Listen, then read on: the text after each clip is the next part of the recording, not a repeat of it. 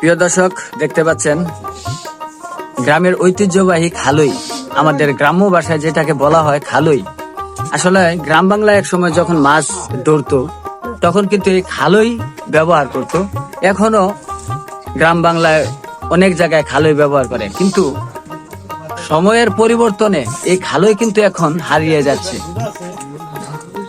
দেখতে পাচ্ছেন আপনারা, এখানে দুজন ব্যবসায়ী আছে, ওনারা গ্রামের পরিবেশেই কিন্তু এভাবে খালই বিক্রি করে থাকেন।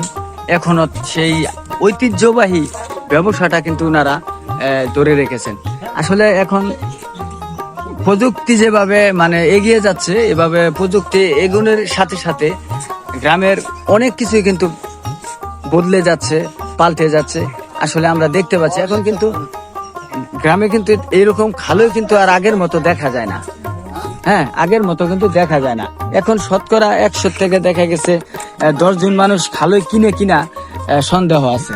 তো আমি ছোট্টবেলায় দেখেছি যে আমরা যখন আমার বাবারা দাদারা যখন মাছ ধরতো, তারা কিন্তু আগে মূলত খালইটাই সংগ্রহ করতো, খালই আর জালি সংগ্রহ করে মাছ ধরতো।